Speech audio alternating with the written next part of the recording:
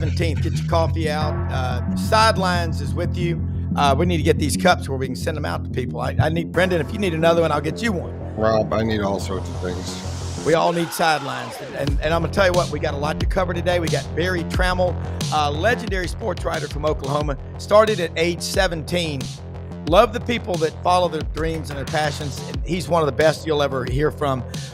We'll also have Will Gunter from over in South Carolina talking about the matchup in Columbia, South Carolina, and Missouri, as well as Dudley Dawson inside Arkansas. He has moved over there with John Neighbors and the team in Fayetteville. Plus, Vince Ferrara checks in from the Hill in Knoxville. Take a picture with the QR code. We're on Twitter, Facebook, YouTube, 8 channels live, and then later, and it's streamed everywhere. Watch us live or at your leisure. So it's college football, and Barry Tramel, thank you so much for taking time to join us this morning. I know you got a busy day ahead of you. By the way, every time I watch Wishbone, you and Kirk Bowles, got to get you an Emmy for that, because your description of what happened, that's what I grew up on in Memphis, college football, the wishbone. I mean, you get a piece of chicken, everybody wanted to keep the wishbone, but big one this weekend, I believe it is, for Auburn. No, that's my school, but I'm objective. I'm the judge on the show, so be fair. But Oklahoma, like I thought, is getting better, but you know a lot more than I ever thought. Well, they do look good so far now. Let's be honest. They've had one real test, and that was Michigan. That's a solid victory. They didn't dominate Michigan. It's hard to dominate Michigan. Yeah. But the Sooners played well and had control of that game, won at 24-13. And, all arrows are looking up on the Sooners. And the SEC so far looks like some pretty clear designations on better than we thought, worse than we thought. Yeah. And the Sooners so far better than we thought. But it starts getting real again on Saturday and stays that way most of the rest of the season, a test virtually every week. The quarterback, John Mateer, brings in Billy Arbuckle. Talk about his development. Yeah, I mean, John Mateer was everything they hoped he would be. A guy played really well at Washington State a year ago, but he really only had 3 major tests. Washington, Boise State, and Texas Tech were on the Wazoo schedule. Now, the good thing about quarterbacking is you can tell a lot more from quarterbacks than most other positions against inferior competition from the delivery of their ball and all that kinds of stuff. So Mateer looked the part. He's certainly been the part since he got here. Great leader, wonderful player, can really fling it, has a great presence, running the ball. So, we'll see if he can maintain this pace. He's 1 or 2 in the Heisman odds the last couple of weeks. Carson Beck and Mateer running very close. That's not a sign that he'll be there in November, but he's exactly what they needed. A big-time playmaking quarterback, and, of course, the Sooners didn't have much quarterbacking a year ago. Yeah, and then the defensive line, talk about the development there and some of the players they brought in, because Brent Venables is one of the elite defensive coaches, and now he's gotten back involved, it looks like. Yeah, the defense has been great, and you sort of knew it would. Venables has done, for all the problems Venables has had running the program and winning certain games, those kinds of things, the transformation of the OU defense is amazing. Yeah. When Lincoln Riley left, the OU defense was no better than mediocre and really at times less than that. And the Sooners really had lost their defensive identity. Yeah. And Venables has brought it back. And the best part of this OU defense is its defensive front, the linemen. And what's crazy is when OU goes, July of 21, the story breaks. Sooners are going to the SEC. When the dust settled, everybody sat around thinking, how is OU ever going to compete in the SEC without the elite defensive linemen that you need? And it was believed to be the place where Oklahoma would be the most behind. Well, turns out it's the strength of this team. I mean, they're deep. They go too deep across the front. Jaden Jackson is a sophomore who's just a wonderful player. The nose guard, Dominic Williams, third-year starter now, is really good. Transfer from TCU 3 years ago. He's superb in the middle. Grayson Holton is a really solid lineman. They got pass rushers. R. Mason Thomas, PJ Adebawe, Marvin Jones Jr., transfer from Florida State. So they're deep, they're strong, they hold their own.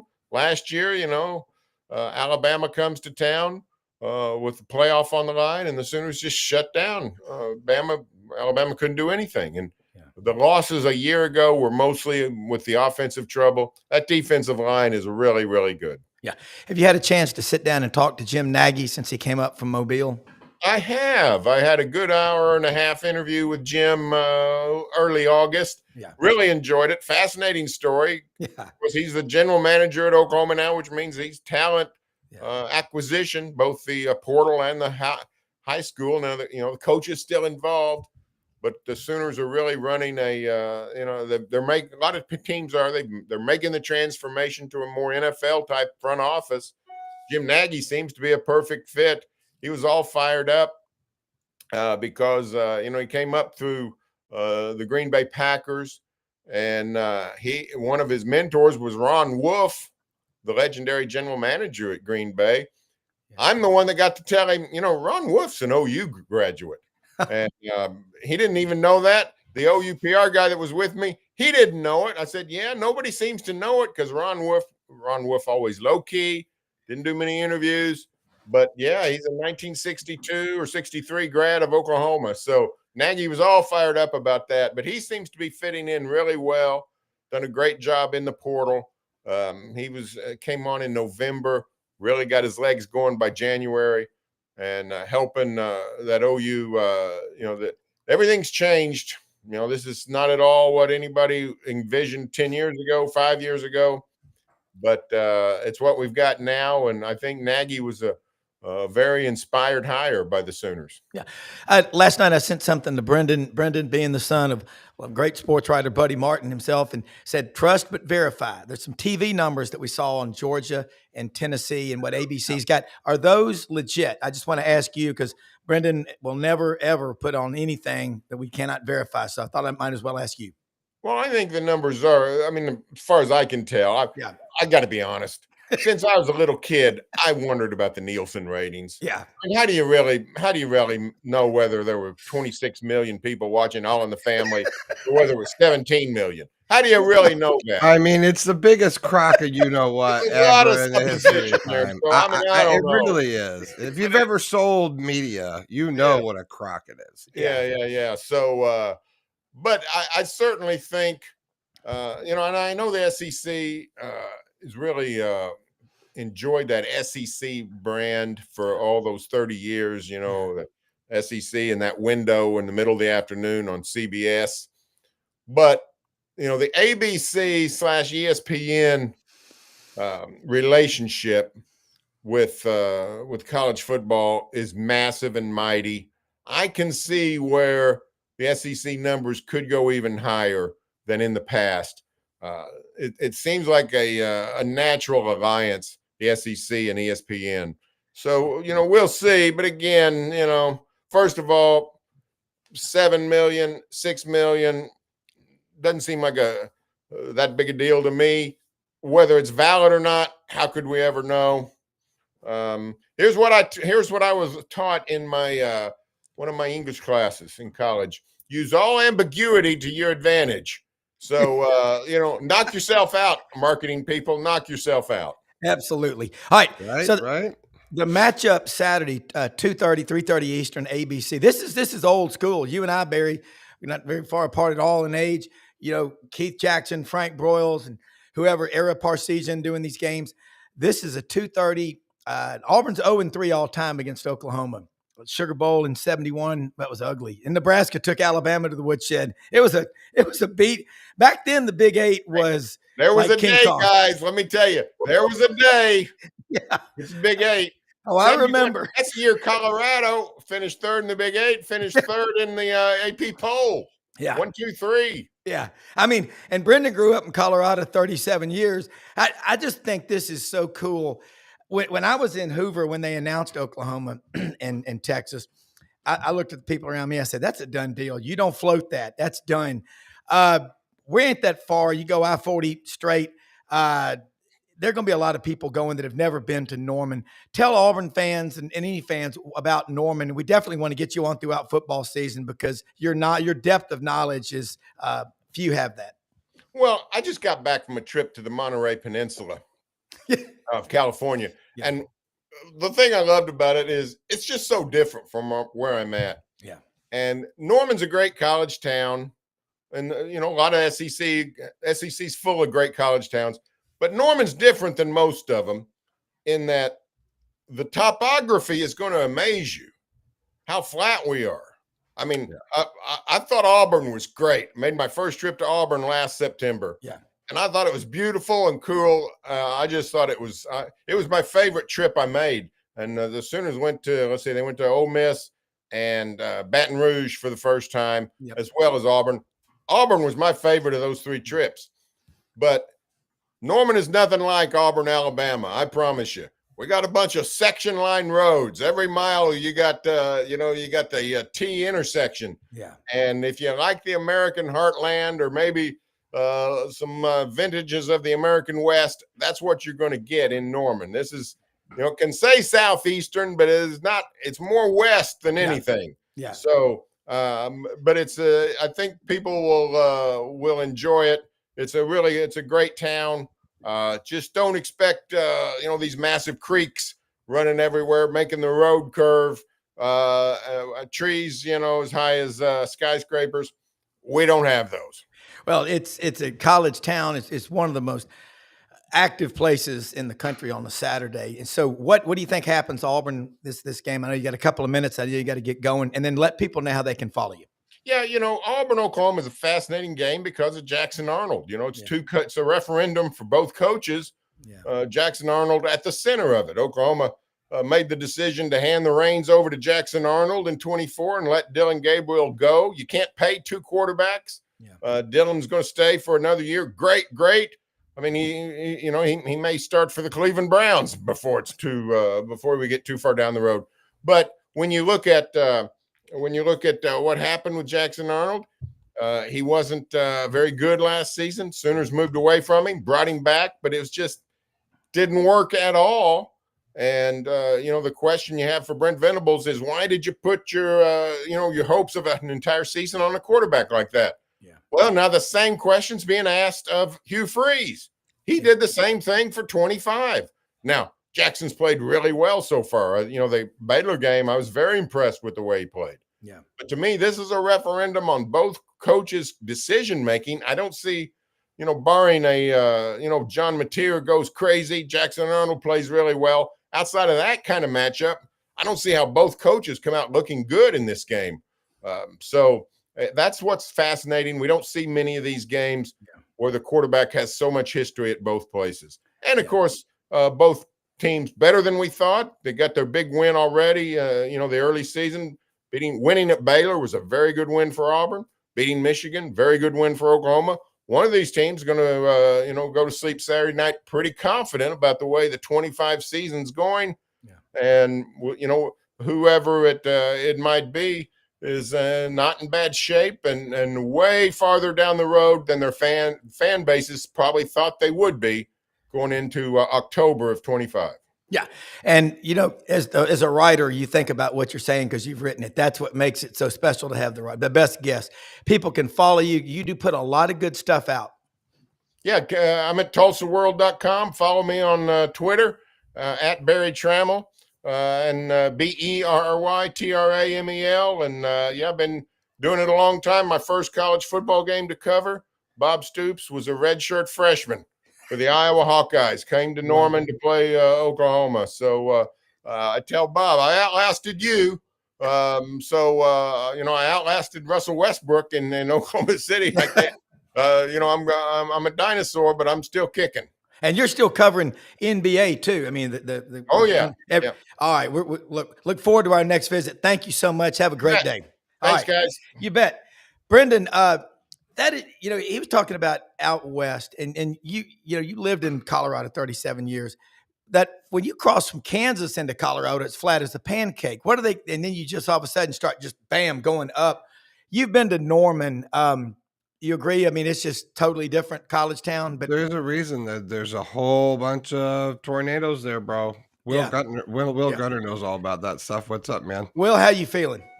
Man, we're getting there day by day. I actually be back on the radio on Monday, so we're slowly getting there. I'm kind of looking at myself, looking at myself here in your camera. I've lost weight. I'm kind of like, ooh, that's a good looking guy right there. Yeah, I was gonna say I didn't want to say anything, but you're looking pretty slick, you know. Yeah. And I'll tell you something else. And Brendan has taught me Google Chrome and internet. Your internet's never looked better. You look better, and your internet's never looked better. Well, we're working on the camera shake now when Rob just gets real excited. So that's my next thing. Sorry about that. All right.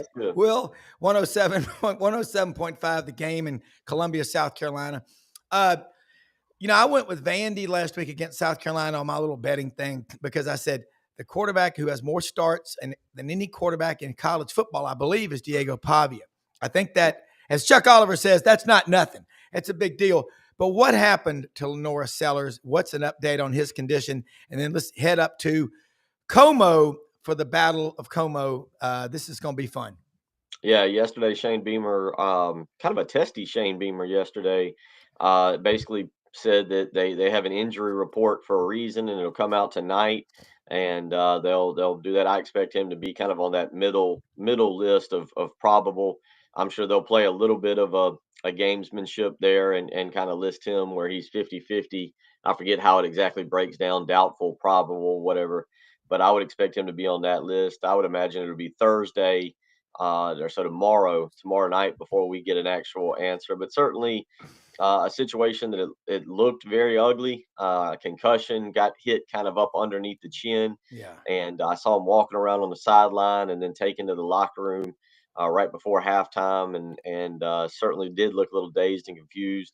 I truthfully don't know how concussion protocol works. I don't know what kind of test you take, but certainly it does sound like it'll be either he or Luke Doty. I do know I was speaking with people yesterday, just kind of talking. Lenore Sellers was down there doing it. They have a Monday off. They take Monday off, but he was in the weight room and he was working out and doing things. Okay. The question is, can he pass that test, however that test goes, to be eligible to play on Saturday afternoon? Well, overreaction is just part of being a fan, but I think the best way to look at the college football Saturday to Saturday is a day of trading on Wall Street, 8:30 a.m. Central to 3 p.m. Markets open and it's crazy, then it closes. You do it again the next day. It just sets up the next day. South Carolina's got a great chance to win Saturday. So does Missouri. How does South Carolina get the W? Well, you say they got a great chance. I mean, number one, there's some serious issues here. In Columbia, South Carolina. The offense as a whole, something's not right. I'm not even sure that there's something right with this team. There's some videos circulating of what appeared to be some loafing defensively early on in the game. The offensive line is an absolute disaster, and I don't know if it's talent related. It looks more so scheme wise. There's questions about Mike Shula's play calling. Obviously, we just covered Lenora Sellers. This thing's gone from a top 10 program to people wondering here if they can win 4 games this year, because you look at the schedule and now you see Texas A&M looking better. Y'all were just talking Oklahoma. Oklahoma now looks like a playoff contender. Alabama's turned a corner, so forth and so on. So, your schedule evolves each and every week, kind of what you were just talking about. But there's a lot of issues. And I had at the beginning of the year, South Carolina being 9-3 and losing this game. Eli Drinkowitz has South Carolina's number. I know the Gamecocks won last year, but Eli Drinkowitz is a former he coached alongside at North Carolina State Clayton White. He seems to have Clayton White's number and understand that defense. And, last year they came back. They probably should have won that game. Hit the long pass to Luther Burden there with about a minute and a half to go. And Lenora Sellers really started his kind of hype by leading the team back down, and Rocket Sanders scored.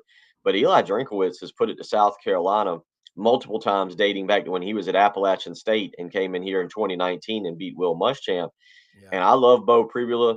I think that they've got a good team. I think Drinkowitz is one of the more underrated coaches in the country. If Florida were to make a move, I think Florida would do themselves really good to go pay Eli Drinkowitz, and I think that would turn Florida back into the Florida that I grew up watching. Yeah. But so I think this is a really, really difficult game. I'm a little surprised the line, I think, adjusted overnight from 13.5 to 11.5. Again, as I mentioned, South Carolina's kind of in disarray.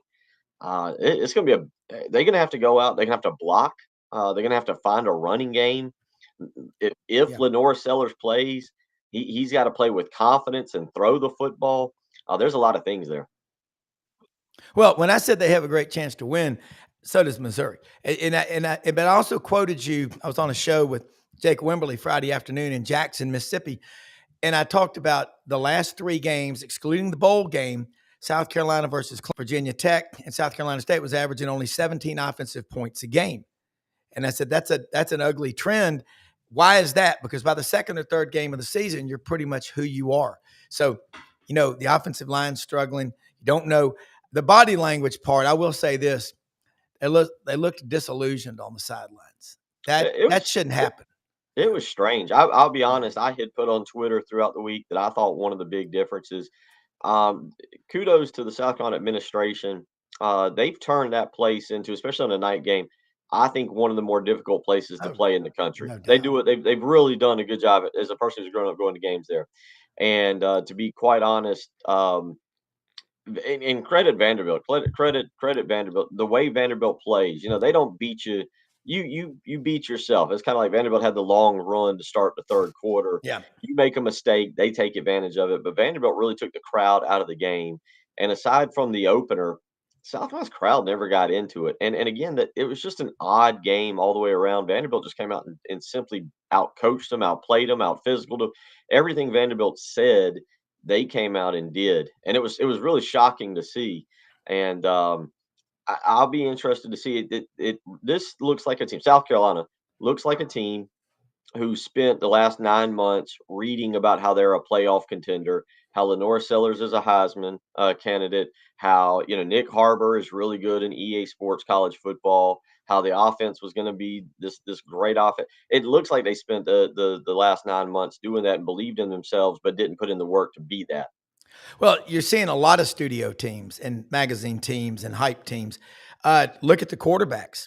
Kevin Skarvinsky said it on this show Monday on his podcast after my show about look at Nussmeier, Lagway, Arch Manning. They're 13, 14, and 15 in the league.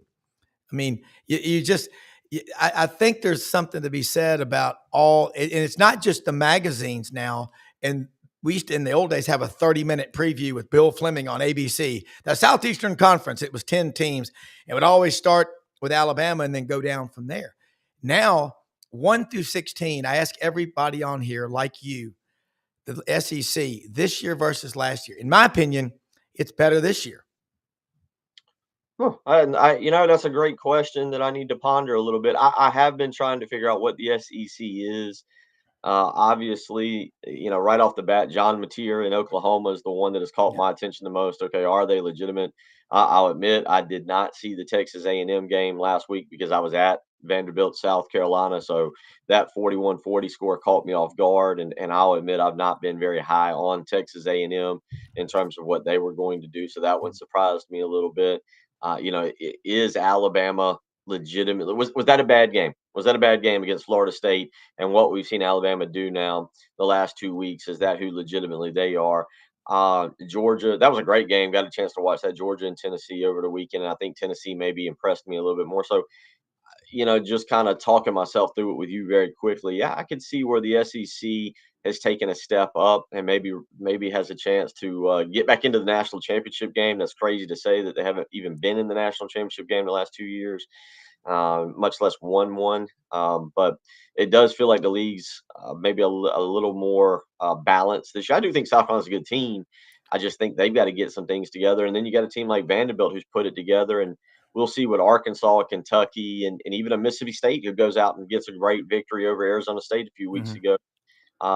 Maybe I think you're right. I hadn't thought about it that way. So good point to bring up on a Wednesday morning. Yeah, and I look around the league and, Arch, Dave Bartu, College Football Matrix, is on Mondays with us. And I talk to Dave almost every day or text with him. It's the number of starts and snap counts. And we're trying to microwave all these quarterbacks. I mean, Arch Manning, it's not that he's not good. You've got to give him time. but who's willing to do that? In this day and age, the hype train is on, full speed ahead. Yeah, with the quarterbacks, it's really interesting and quietly, I don't know, we've given so much love to Arch Manning in the offseason. Yeah.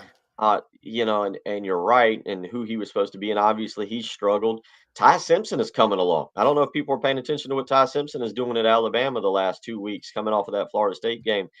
So you're right. We focus on the negative around here. We're focused on Lenore Sellers and what he's done. I mean, this was a guy that was projected as maybe a top 5 pick in the NFL draft next year. Was projected as a Heisman candidate. You just mentioned what's taken place with Arch Manning. I think Garrett Nussmeier is a little bit different. I think Nussmeier, you look at the 2 games so far, Clemson and Florida, I think he's held his own, and I think Nussmeier's done what his team what he's had to do to win the game, which is the main thing, right? Like that's what you got to do. Lenore Sellers did not, of course, he got injured, didn't do necessarily what he had to do to beat Vanderbilt, and Arch Manning didn't do what he had to do to beat Ohio State. It is interesting in this league. I mean, and Rob, you bring it up, 2025, the amount of publicity and the way college football is that we give these kids for 9 months in the offseason. There's defensive coordinators, defensive players who go, all right, I see you on the cover of that magazine. I see everybody talking about you for 9 months. You just wait. You come around. We got something for you when you show up. I see how good you're supposed to be. Well, Casey Goodjohn's watching the show right now out in Texas. He was a 20-year Marine. He was also a recruiter. Will, you will be a great Marine. But once you get to going across the causeway in the low country of South Carolina, and you get in that gray bus and you enter Paris Island, your recruiter does not give you his cell phone number. The hype for Arch, for all these guys is great. And then they ain't going to tell you the guys on the other team could care less about you. All they want to do is hit you as hard as they can. I mean, so South Carolina, let's talk about them. How do they, is there a path to victory Saturday? And we keep going back to this, but every week it's something different. Remember, it's 18 to 30-year-olds in today's age. Yeah, I think they've got to let whoever it is, whether it's Luke Doty or Lenore Sellers, I do think it will be Lenore Sellers. South Carolina's got to open up the pass game. There was a time going into the third quarter against Vanderbilt, going into when it was still a game, South Carolina was 15 of 18 passing in that ball game. The passing game was there, and I say that because Mike Shula wanted to continuously line up in kind of power formations and run the football. And South Carolina's just not a running team right now, and so for them to win, it's going to be a shootout. Missouri's going to put up points. Eli Drinkwitz, he's going to get into the high 20s, if not the 30s. So for South Carolina to win this game, they are not good enough running the football to control the clock and keep Missouri off the field. You're going to have to accept, hey, we're going to have to put up 30 points. And to do that, I think they've got to throw the football. They do have some dynamic players at receiver. I think Sellers is going to make a mistake or two, but he can beat you with his arm if you give him the opportunity. So to me, it starts with offense on Saturday for South Carolina. They've got to be aggressive. You got to come out. We had a former South Carolina quarterback, Perry Orth, that came on with us a long time ago. And he talked about the difference between Steve Spurrier, and Steve Spurrier coached offensive teams, and when Will Muschamp came in and Kurt Roper. And he said that Steve Spurrier would sit in there and go, oh, this is their strength. This is what they do. So we're going to attack that. We're going after it. We're not scared of them. When Kurt Roper and Will Muschamp came in, they would be like, they're good at this, so we're going the other way. We're terrified of that. South Carolina on Saturday to win this football game has to go, it doesn't matter what Missouri does well. We are going to do what we do well. We're going to attack them. We're going to go after their strength, and we're going to abuse that. You go out and you try and run the football and you back down. You play sissy football, as I think somebody just called it. I just saw some kind of tweet from some higher up person. Yes. You play sissy football.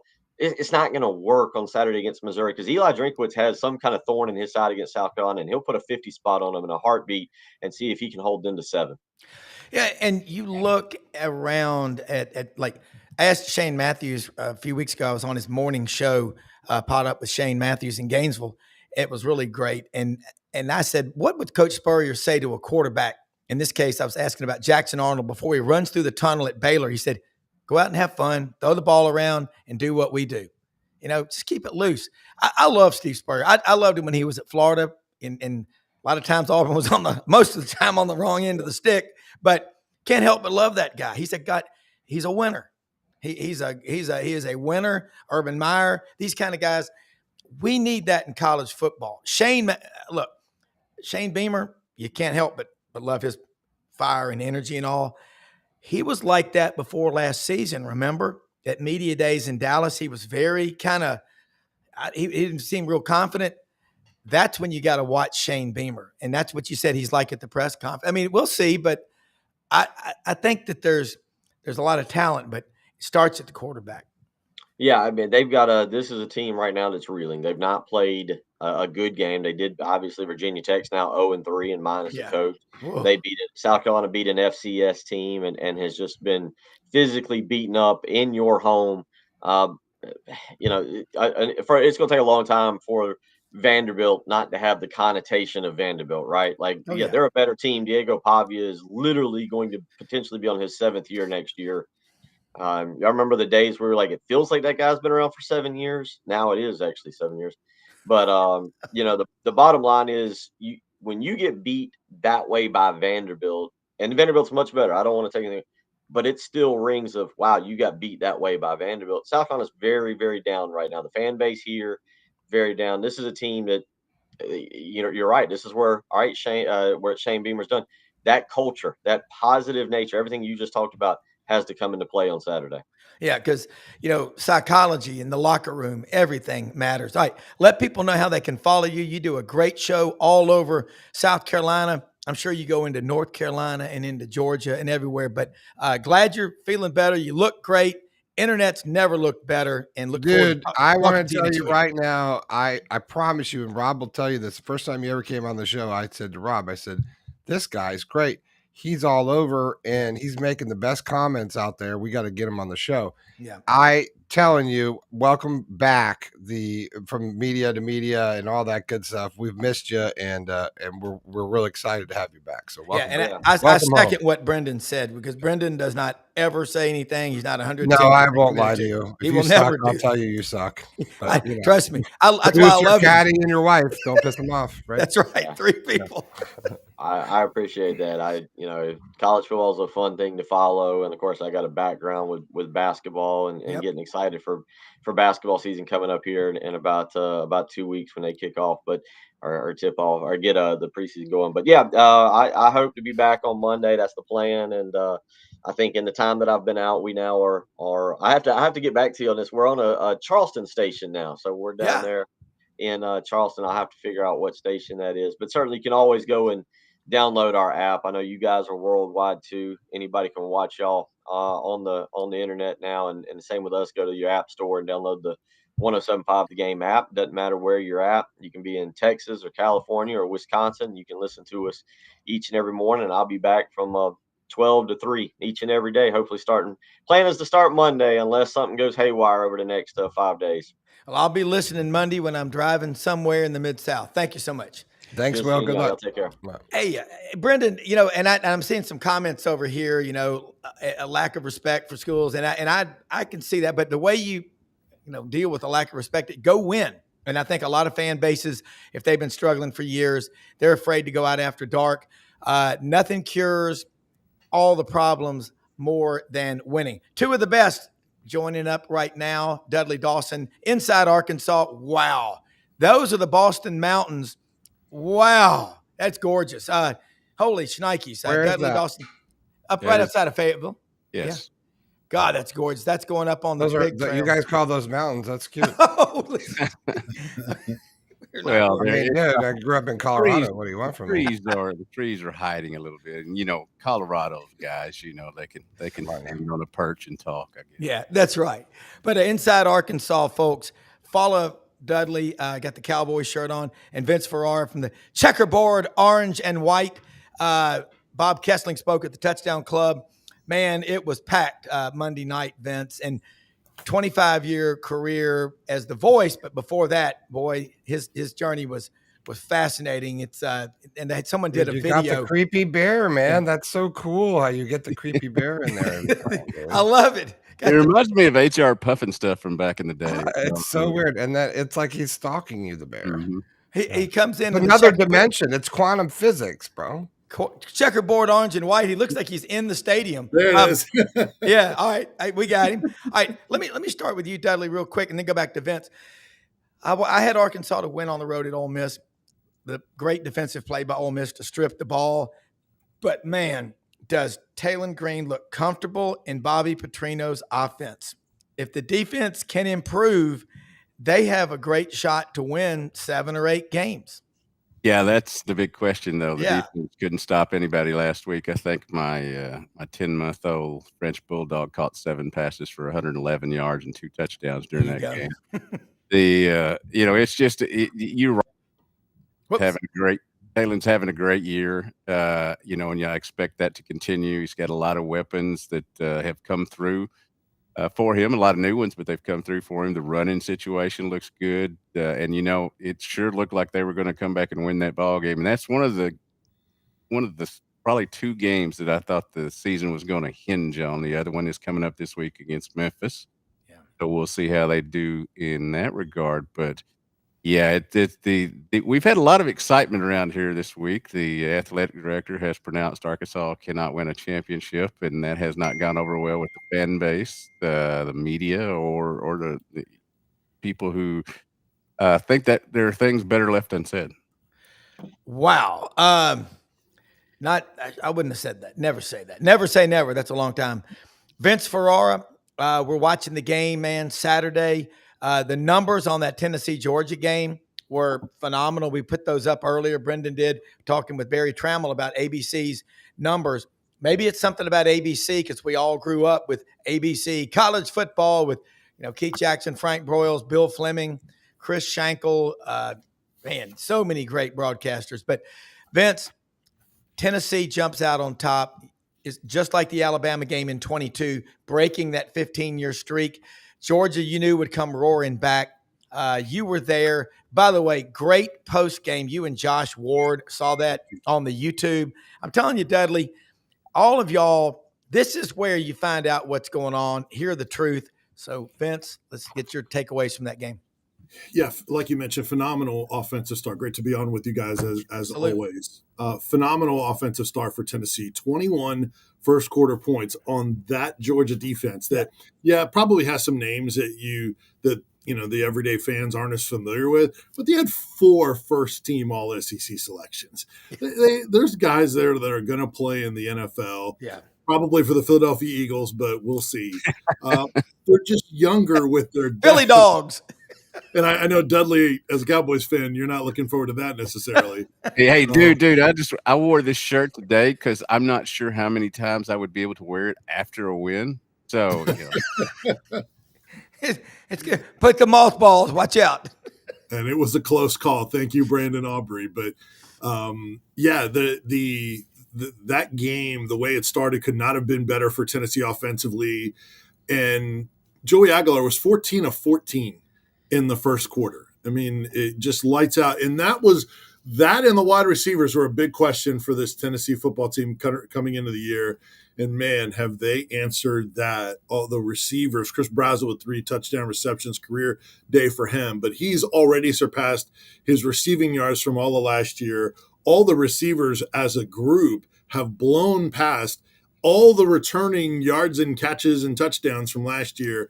So those 2 groups, the passing game has been outstanding. Now, as you guys mentioned, you knew Georgia would come back, and Tennessee hit a lull offensively. Georgia kept coming, and 20 straight points for Georgia eventually would take the lead. But then Tennessee did have an answer back. And then 35-30, Tennessee is on top. They get a strip sack fumble recovery at the Georgia 34, and then Tennessee has a false start to put them behind the chains, and then 3 runs up the middle with Deshaun Bishop, and they settle for a long field goal, which put them up 8 at 38-30. But that added anxiety to the building, and that's a big thing of what Tennessee fans have been pointing to. Why were you not more aggressive there? Fans also pointing to that low offensively, saying they should have gone tempo. But, man, what people need to understand is this offense – you don't just decide you want to go tempo. It's not like, we're going to slow down now.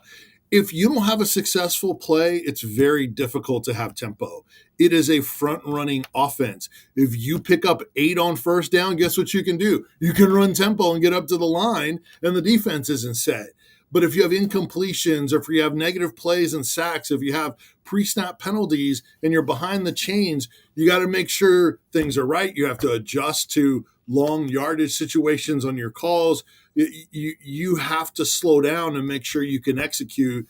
And that's kind of a part of this offense. If you have some success, then you can run the tempo. So, and then obviously the missed field goal in overtime, not being able to get a stop against Georgia, who tied it at 38, missed field goal at the end. Again, another penalty that hurt them. And, it would have been a shorter field goal. It would have been the kicker in rhythm. Instead, you get a false start penalty. Heupel decides to kick it on third down with 7 seconds to go. I personally would have run another play, let the kicker kind of re-get his momentum, as opposed to like, what's going on? Am I back? Am I kicking now? And then he missed wide right. He's been very reliable for them. And then, makes the field goal in overtime, but Tennessee gives up a touchdown, and that's ball game. So just gut wrenching, because Tennessee finally in the series that they've been blown out a lot had an opportunity. But still, to me, you take away a lot of things that you can translate towards success the rest of the year when you don't play teams right now we think that aren't as good as Georgia. Yeah, and Dudley, same thing with Arkansas. I had them to win. Those games in Oxford with Arkansas and Ole Miss are some of the best in the SEC every year. Yep. We know what 63 points in Fayetteville last year after they'd won over Tennessee. That was kind of like, wow, yucks, back to the starting over. But Dudley, Talon Green and the weapons around him, talk about the 1-2-3 running back room as well, because every one of those guys is catch capable out of the backfield, and not everyone can say that. Yeah, I think it was only the 15th time since 1995 that somebody had passed for 300 yards and run for 100 yards, and he is, as we said, he's settling in really, really good. Much like Vince's game, and I don't care who wins football games in the SEC. That's not what I do. These teams are who I care about and all that. But I felt sorry for kickers all over the place Saturday. The Tennessee young man, who's done a good job. I know kickers are fickle, the consistency and all that, but I felt sorry for him as a dad, and I felt sorry for this kid here at Arkansas, Scott Sardiak, who kicked a 55-yarder in his first ever field goal attempt at Arkansas. Then he missed 2, on Saturday. In that vein, Ole Miss, this guy made all his field goals. So there's your 6 to 9 point swing right there. It's so tough on these guys. They get scholarships and paid to go to college, and I suppose they get paid now too. I know Brandon Aubrey's going to get paid a lot as he goes along in his career. But I really, it's tough on these teams to play so well and so often, and then it come down to a kick, and everybody points to the kicker, but there's so many other things. I thought Vince did a really good job at setting the scene for the Tennessee kicker. In any time you lose or because of a missed kick or during a missed kick, then everybody's going to point to the kicker. But there's so many other things that went on during that, especially during these 2 games that he and I covered this weekend, that, a couple more and you're looking at a different winner in both games, maybe one more. Yeah. I want to give Dudley a compliment. He's got on his Cowboys shirt, St. Louis Cardinals hat, and he's covering the Hogs for inside Arkansas. So this is cool stuff. I absolutely love it. I got to say too, then when you start looking around at what happened over the weekend, I think being a kicker in a crowd of 80 to 100,000 plus, it's like, at the Masters on the last hole, you've got to make a 45-foot putt to win the whole thing. And it's dead silence and everybody's watching you. No pressure here, but you learn to live with it. But hey, inside Arkansas, we got 2 of the best. Vince, you referenced this morning, you had a special guest, UAB coach Trent Dilfer, won a Super Bowl, we know, with the Baltimore Ravens, the Elite 11 football camps. What was that conversation like?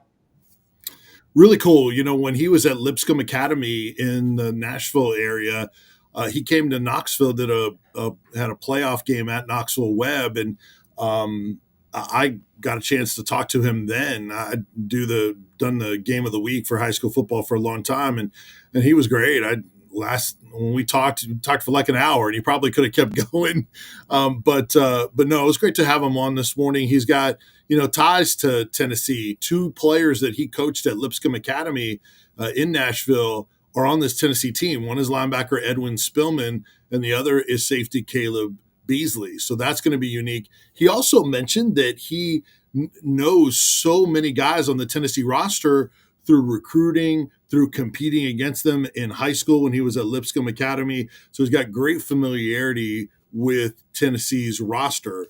Also, he became, good friends and tight with Alex Golish when he was at Lipscomb Academy, because Golish would recruit, and they get to know each other and talk a lot. And by the way, those two will meet later this year because UAB plays my South Florida Bulls, who of course came up short against Miami, but that's a different story.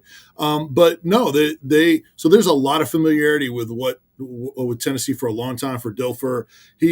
Huge praise on Joey Aguilar. He said Tennessee definitely upgraded at quarterback with Joey Aguilar. And I think that we can put those comparisons away for, I know there's still TV has graphics up there, but I don't care what the numbers say, and the numbers will be in Aguilar's favor.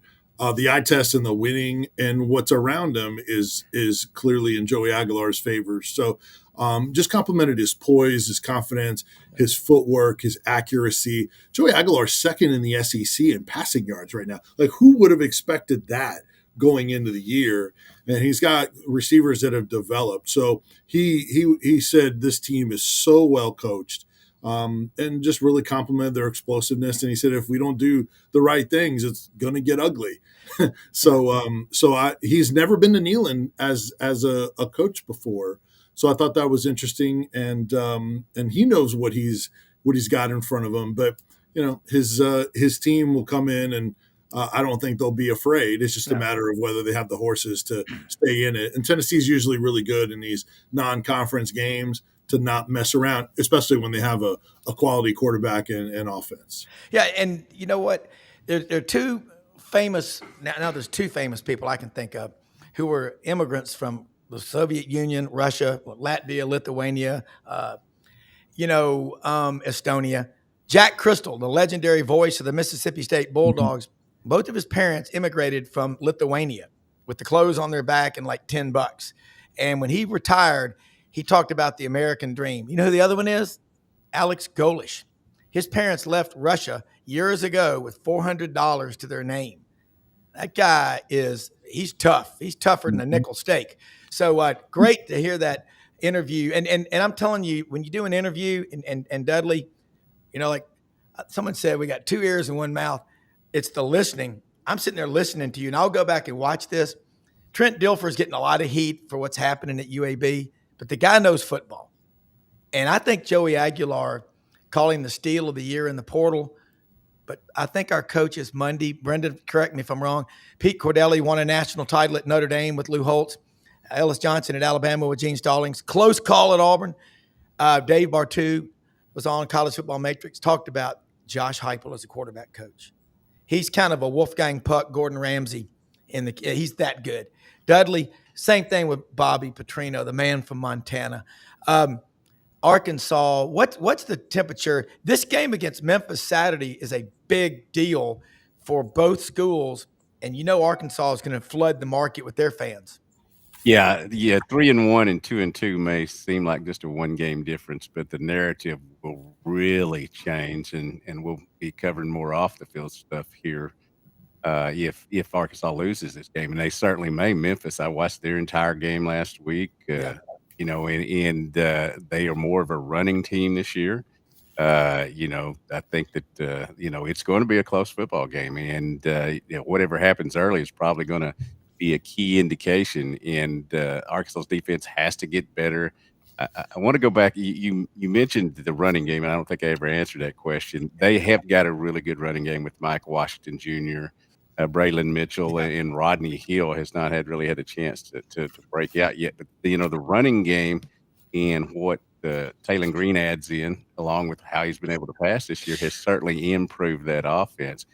But the other thing I wanted to mention is that, it is it's turned out to be a trade, and I know there were another spot and all that, and if I'm not supposed to mention his name, like Voldemort, that guy that went to UCLA from Tennessee, he's not had a great year, but man, he's not surrounded by any talent.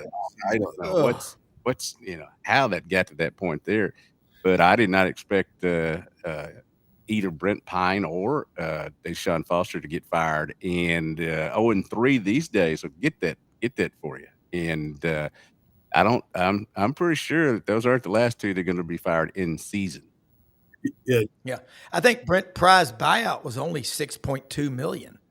I mean, they got him at Walmart or something. That was cheap. Yeah, and real quick to add, easy on Walmart, dude. Hey, easy on No, we love Walmart. You got value, but just didn't work out. Discounted prices. That's right. Value. Always low. That's right. But Dudley, I agree with you. And so many Vols fans that have just piled on Nico since he left, and he has not played great. His best game was probably UNLV when he nearly rallied them to come back from a big deficit. But he's one of the few guys that has a pulse on that UCLA team in watching their games when they just get housed by New Mexico and just embarrassing the way they played. And a lot of them have said, "Oh, look at Nico. He got his head coach fired at UCLA." No, he didn't. Deshaun Foster got Deshaun Foster fired. They were a mess already in the culture, the way they were constructed, the lack of talent, all those kind of things. And Nico, yeah, he didn't help them, come in and save the day, but they were already destined to be a failure without Nico. But it's just annoying to me that like everyone, they bring him up when they want to just pile on the guy. Yes, they made a mistake in their process of overplaying their card and leverage and all that. Did they though? No, I'm talking about the Nico family. Oh, yeah. Gotcha. Okay, yeah. Yeah, the Nico family, they completely overestimated their value, and it cost them a spot with Tennessee and then into a much worse spot at UCLA. So, yeah, that's where the big mistake originated from. But Tennessee upgraded big time, and yes. Aguilar has far exceeded anyone's expectations. Are they coming into this year? And so he deserves a lot of praise because you've seen some of the broadcasts talk about his story. It is pretty incredible how he almost didn't even play football because it was going so bad for him, and even pre-COVID. Well, you know what? You look at these games, these matchups and quarterbacks and all, and I don't wish bad on Nico, but UCLA was $100 million in the red when they joined the Big Ten. That's why they joined. It was almost a forced acquisition. And Deshaun Foster, I was talking to Ellis Johnson about him. Alabama played them in 2000 and 2001, and UCLA won both of those games. Terry Donahue coached there 20 years. That was a great program. And we've had Rick Neuheisel on the show a number of times. He loved Coach, and he just, he loved playing for him at UCLA. And you sit there and you go, wow, how can you go with all the talent around you? Same thing with Southern Cal. Just remember this. I'm a numbers guy, not X's and O's necessarily. From 1982 to 2002, 20 years, UCLA only won 10 games or more once in that span. There were some real zingers at coach that they had back then before these big buyouts. All right, guys, we got a few minutes left. What are some stories? And this is great. I absolutely love your background, both of you. The checkerboard orange and white, that is huge. And Dudley, what's a story or two at Arkansas that you're writing about inside Arkansas people may not know about, they need to be paying attention to? Because reading is like lifting weights with your brain or running 5 miles or getting on your mountain bike like I did last night and just riding west toward Crowley's Ridge and just trying not to breathe in too much dust on the farm roads. But I love the South. I mentioned it a little bit at the start when I came on here, but the big thing around here this week is the Arkansas Athletic Director, Hunter Yurchek, spoke at the Little Rock Touchdown Club on Monday, and a lot of the things he said, were right and all that. And I like the dude, but you should not go in front of a camera. Let's put it that, no matter where you are, go in front of a camera and say, we we can win in all these other sports. There's no way you can win a championship in football. And that has been the overriding story this week. It is going to be used by every SEC school, by every school in the region that Arkansas recruits against.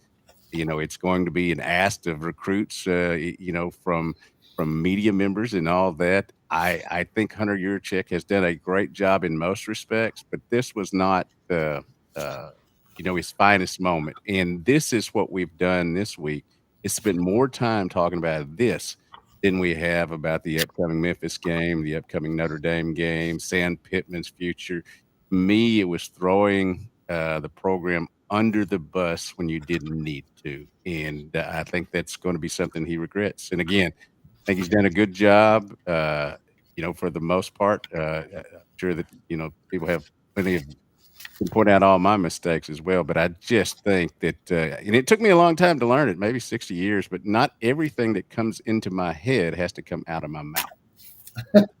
Yeah. And you know what? If I'm an Arkansas player or coach, I'm going to double dog, triple down and say, you know what? We're going to show you. Vince? Yeah, maybe that was his thinking. I'm stunned that he said that. You talk about the negative recruiting. That's hard to undo and fight. Those guys have enough to fight against when you're in Arkansas and competing with the big boys, and now you have to fight that stuff. Man, just crazy that happened. As far as Tennessee, the biggest thing is health. You saw, and this was a reason why I picked Georgia to beat Tennessee last week.